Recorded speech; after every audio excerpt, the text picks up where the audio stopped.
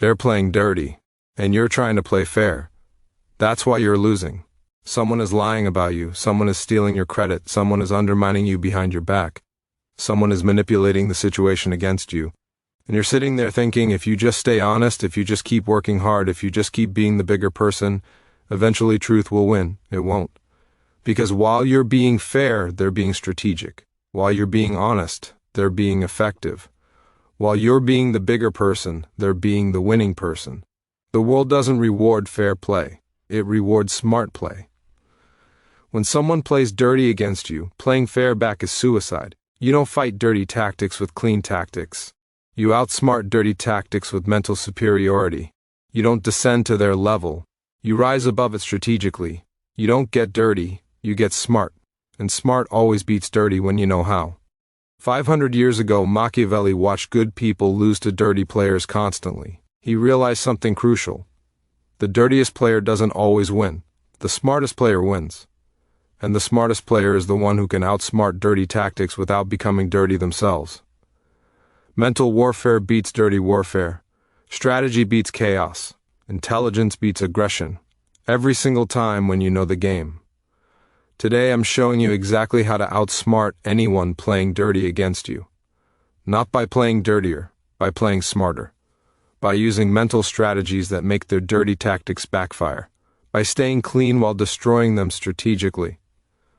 If you're tired of losing to people who cheat while you play fair, smash that subscribe button right now. This channel doesn't teach you to fight dirty, we teach you to fight smart. Before we start, drop this in the comments. They play dirty, I play smart, I win anyway. Let's begin. First move. Let them think they're winning. This is counterintuitive. Someone is playing dirty against you.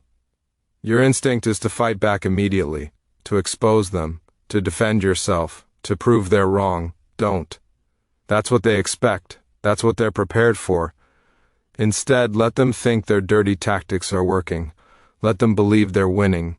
Let them get comfortable in their deception. Here's why this works. When people think they're winning, they get sloppy. They stop being careful. They make mistakes. They get overconfident. They expose themselves without you doing anything. But when they know you're fighting back, they stay sharp. They cover their tracks. They prepare defenses. They're harder to beat, so let them think they're beating you. Let them lower their guard. Then strike when they're not expecting it. This requires patience. Your ego wants immediate revenge. Your emotions want instant justice. Control both. Strategic patience beats emotional reaction every time. While they're celebrating their perceived victory, you're gathering evidence. You're building your case. You're positioning your pieces. You're preparing the real strike that they won't see coming because they think they already won. Think of it like this. They're running a race and cheating. You could call out the cheating immediately. They deny it. It becomes he said, she said. Nobody wins. Or you could let them cheat their way to what they think is victory. Then reveal the cheating with proof when they're celebrating. Now they can't deny it. Now everyone sees it clearly. Now their victory becomes their humiliation. You waited. They lost everything. This works at work. Someone takes credit for your idea. Don't fight it immediately. Let them present it as theirs. Let them commit fully to the lie. Then later, casually mention to the right people that you're glad your idea worked out well when Jim presented it. I shared that concept with him last month, and I'm happy he found it useful. You didn't accuse. You didn't fight. You just stated fact. Now Jim looks like a fraud without you attacking him. He destroyed himself by overcommitting to the lie. Let them think they're winning. Let them get comfortable. Let them make mistakes. Then use those mistakes against them. Mental warfare beats immediate reaction. Machiavelli once said, "Never attempt to win by force what can be won by deception." Translation, don't force immediate confrontation. Deceive them into thinking they won. Then win when they're not defending. Drop this in the comments. I let them think they're winning while I prepare actual victory. Second move. Document everything silently. When someone plays dirty, they rely on chaos. on confusion, on he said, she said, on lack of evidence. Your weapon against this is documentation. Not loud documentation. Silent documentation. You're not documenting to show them. You're documenting to destroy them later when necessary. Every dirty tactic they use, document it. Every lie they tell, save the evidence. Every time they undermine you, record the details. Date, time, what happened, who witnessed it. You're building a case, not to fight today, to win tomorrow. Because dirty players think nobody is keeping track. They think their actions disappear into chaos. They're wrong. You're tracking everything. And that tracking is your ammunition. This changes the power dynamic completely. They think they can lie because it's your word against theirs. But you have emails, screenshots, messages, dates, times, witnesses. It's not your word against theirs anymore. It's their word against evidence. Evidence always wins. So while they're playing dirty and thinking they're getting away with it, you're silently collecting proof that destroys their credibility when you need to use it. Here's the key. Don't tell them you're documenting. Don't threaten them with evidence. Don't warn them you're keeping track. That makes them careful, makes them cover tracks, makes them harder to catch. Instead, stay silent. Let them think their dirty tactics are invisible. Let them keep doing them. Every dirty move they make is another piece of evidence you collect. Every lie is another contradiction you can prove later. Think of yourself as building a legal case. Lawyers don't confront criminals during the crime. They gather evidence. Then they present it in court when the criminal can't escape. You're doing the same thing, gathering evidence while they commit their dirty tactics, then presenting it when the moment is right, when you have enough to bury them completely, when they can't deny or deflect, when their own actions convict them. This works everywhere. Someone spreading rumors about you? Don't confront them. Screenshot the rumors. Track who heard them from who. Build the trail back to the source. Then when the right moment comes, you can prove exactly who started what. They can't deny it. You have receipts. Game over. Silent documentation is your insurance policy. Maybe you never need to use it. Maybe their dirty tactics stop naturally. Good. But if they escalate, if they push too far, if they force confrontation, you're not going in unarmed. You're going in with evidence that destroys their credibility completely. That possibility keeps you powerful, even while staying quiet. Machiavelli once said, "Men judge generally more by the eye than by the hand, for everyone can see and few can feel." Translation: people believe what they see. Show them documented evidence. They'll believe you over any story. Document everything. Stay silent. Strike with proof when necessary. Drop this in the comments. I document everything, I prove everything, I destroy lies with evidence. Third move. Never defend, only redirect. When someone attacks you with dirty tactics, your instinct is to defend yourself, to explain you didn't do what they're accusing you of, to prove they're lying, to justify your actions. This is losing strategy, because defending makes you look defensive. And defensive people look guilty even when they're innocent. Instead of defending, redirect. Don't address their accusation directly. Redirect attention to a different frame, a different question, a different perspective that makes their attack irrelevant. This requires mental quickness, but it's devastatingly effective, because it makes them fight on your ground, not theirs. Someone accuses you of something false. You could say that's not true and explain why. Defensive. Makes you look guilty. Or you could redirect.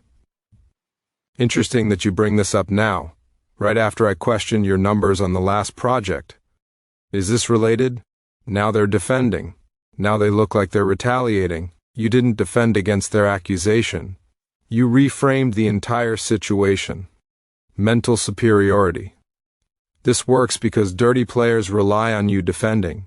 They expect you to engage with their accusations on their terms.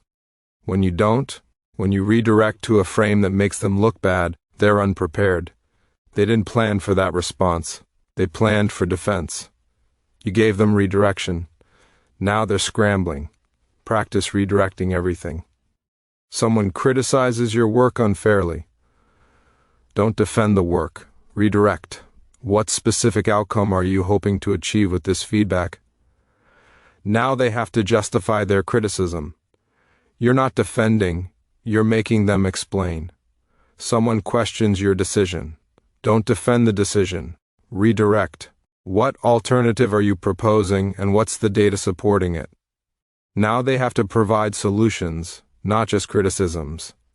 The key is never accepting their frame. They set up the attack in a frame where you look bad. Don't fight in that frame.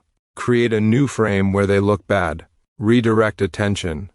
Shift perspective. Change the question. Make them defend while you attack. Mental warfare at its finest. This also protects your energy. Defending is exhausting. You're constantly explaining, justifying, proving. Drains you. Redirecting is energizing. You're controlling the conversation.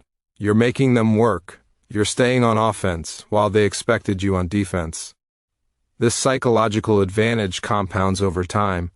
They get frustrated. You stay calm. Calm beats frustrated. Machiavelli once said, "It is better to be feared than loved if you cannot be both." Translation: it's better to be the one asking questions than the one answering them. Redirect. Make them defend. Win mentally. Drop this in the comments. I don't defend, I redirect, I control the frame. Fourth move. Use their dirty tactics against them publicly. When someone plays dirty, they rely on doing it subtly, behind your back, in ways you can't easily prove or call out. Here's how you destroy that. Make it public, not by accusing them, by asking innocent questions that force them to either admit the dirty tactic or look like a liar in front of everyone. Let's say someone is taking credit for your work. Don't accuse them privately. That goes nowhere. Instead, in a meeting with others present, say this. Hey John, when you presented that strategy to the client, did you mention it was based on the framework I shared with you last month? I want to make sure they know the full development process.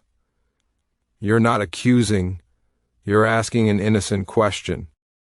But now John has to either admit he used your framework or look like he's hiding something. Either way, you win. Everyone now knows it was your framework. John looks bad without you attacking him. This works because it flips the dirty tactic into a public trap.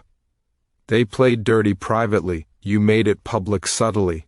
Now they're caught. They either admit what they did, which exposes them, or they deny it, which makes them look dishonest when truth comes out later. Win-win for you.